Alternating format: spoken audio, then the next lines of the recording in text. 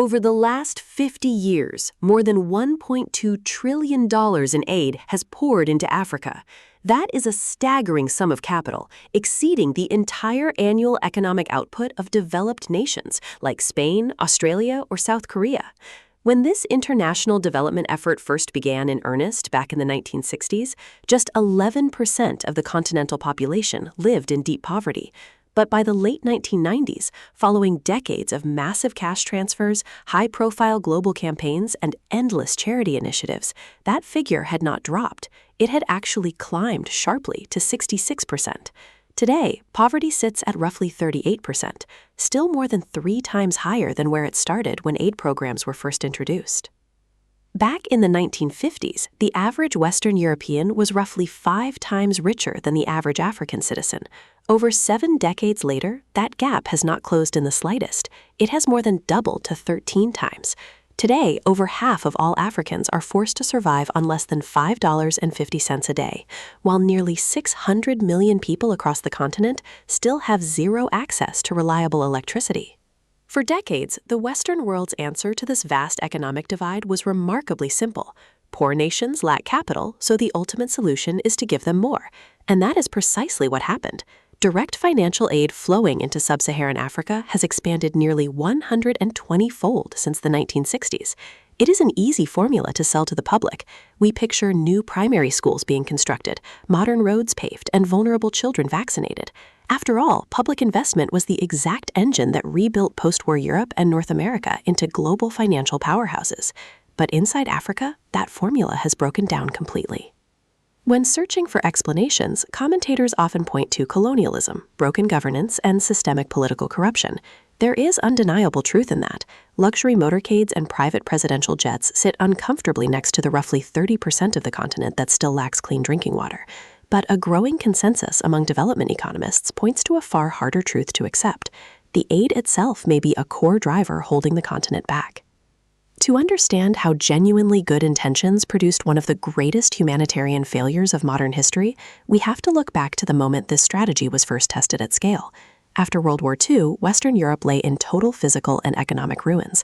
Fearing that economic instability would allow Soviet influence to spread across the continent, Washington launched the Marshall Plan in 1947. Between 1948 and 1952, the United States poured over $13 billion, roughly $160 billion in modern currency, directly into European economies.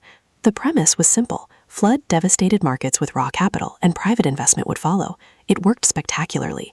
Within 10 years, GDP per person across Western Europe expanded by almost 35%. For American policymakers, this was a massive revelation. Foreign aid appeared to be a proven, repeatable formula that could instantly build wealthy strategic allies and booming export markets in a single stroke. Naturally, Western governments searched for the next destination to launch a Marshall Plan, and found it in post-colonial Africa. In 1960, average income across sub-Saharan Africa sat below $150 a year. Literacy hovered under 30%, and life expectancy was just 45 years. Yet the continent held immense reserves of oil, copper, diamonds, and rare earth minerals. If the Marshall Plan worked here, it would unlock a vital global trade frontier. The cash transfers began immediately. In the 1960s, sub-Saharan Africa received roughly $500 million annually. By the 1990s, that figure had ballooned 40 times over to nearly $20 billion every year. Africa quickly became the most aid-dependent region on Earth. In nations like Uganda, Malawi, and Burkina Faso, foreign donations came to represent over 60% of entire national government budgets. Yet despite $600 billion in total aid injected between 1970 and 2000, average real income across Africa actually declined. Instead of reevaluating the strategy, the international community doubled down. By the mid-2000s, foreign aid morphed from government policy into a global cultural movement. Celebrity mega-concerts, charity singles, and pledges from international summits solidified one central consensus: sending more money was the only. Sobering reality check. By 2010, foreign aid flows reached over $50 billion a year. Yet 2 decades later, the actual results tell a tragic story.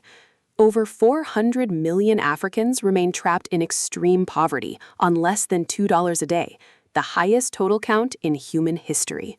Meanwhile, the entire continent's share of global trade remains stuck below 3%. So why did the Marshall Plan rebuild Europe, yet completely fail in Africa? Development economists highlight one fundamental difference: institutions. Institutions represent the legal systems, property rights, tax agencies, and civil protections that allow a market economy to operate. When the Marshall Plan was deployed, European nations already possessed centuries of legal infrastructure, tax administration, and professional civil services. They possessed the operational machinery required to absorb, govern, and deploy large capital transfers effectively. Newly independent African nations inherited none of that groundwork. Most stepped into governance structures originally designed by foreign powers for resource extraction, rather than domestic wealth creation. By 2025, African nations accounted for nearly half of the bottom 30 countries on global democratic and legal framework rankings. Pouring hundreds of billions of dollars into extractive institutional setups produced predictable, disastrous consequences. Funds intended for rural power grids, roads, and medical clinics were routinely siphoned off by ruling political elites. Conservative estimates calculate that Africa loses $30 billion annually to outright corruption, with as much as 30% of all foreign aid received over 5 decades stolen or misdirected into offshore holdings. But the structural damage caused by foreign transfers runs significantly deeper than financial theft. In a healthy, functioning nation, governments rely entirely on domestic tax revenue paid by citizens and businesses. This creates a direct contract of accountability. Citizens pay taxes, demand working infrastructure and fair laws, and vote leaders out if they fail to deliver. But in aid-dependent states, that contract breaks down completely.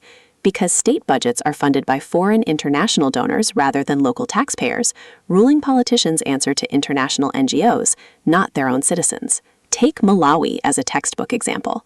During periods when foreign aid funded over 40% of its annual state budget, massive scandals erupted as public money was diverted into private luxury properties and foreign shopping sprees. In a standard economy, tax theft triggers overwhelming public backlash and political turnover. But because the funds did not originate from domestic earnings, local citizens lacked the economic leverage to force institutional reform. Beyond breaking political accountability, foreign aid actively undercut homegrown private enterprise. Consider the textile sector. By the early 2000s, nearly 80% of clothing purchased across several African nations consisted of second-hand garments donated from Western countries. While well-meaning, this massive influx of free clothing completely wiped out local apparel manufacturing. In Ghana alone, over 80% of domestic textile factories shuttered between 1990 and 2010, destroying thousands of skilled industrial jobs. Over the last 20 years, the industrial manufacturing sector across Africa has shrunk from 15% of total economic output down to just 10%. Research consistently confirms that uncoordinated foreign donations destabilize emerging domestic markets. Even internal audits conducted by the World Bank confirm that long-term aid flows frequently correlate with weakened domestic industrialization. The macroeconomic distortion is even more severe. Virtually every developing nation that successfully pulled its population out of poverty, including South Korea, Taiwan, and China, did so through export-led manufacturing. They produced low-cost physical goods, exported them globally, and gradually built national wealth. A key requirement of that strategy is maintaining a competitive, affordable local currency, so foreign markets buy your exports. When billions of foreign dollars enter a domestic economy continuously, that currency must be converted into local money. This artificial surge in demand inflates the value of the local currency. While a stronger currency makes imported foreign luxuries cheaper for elites, it makes locally produced goods far too expensive for international buyers. Today, exports account for just 20% of average African GDP, less than half the level achieved during East Asia's industrial boom. Even when evaluated purely on basic infrastructure delivery, the track record of direct foreign intervention remains deeply flawed. A landmark evaluation by the Center for Global Development found that up to 70% of monitored aid projects either completely failed to hit their primary objectives or showed zero long-term measurable impact. A government health audit conducted in Uganda revealed that nearly 1/3 of all donated medical supplies were stolen or resold before ever reaching patients. Similarly, following the disastrous 2010 Haiti earthquake, billions of dollars were pledged internationally, yet less than 10% reached local Haitian organizations. The vast majority was absorbed by foreign contractors, administrative overhead, and international consultancy fees. This highlights the ultimate structural flaw of the modern aid industry, the absence of a performance feedback loop. In a standard market, if a company produces an inefficient product or fails its customers, it loses revenue and goes out of business. But in the foreign development sector, there is no market mechanism connecting the recipient to the provider. If an international development project fails entirely, the citizens receiving the bad services cannot withhold funding, vote out the NGO, or switch to a competitor.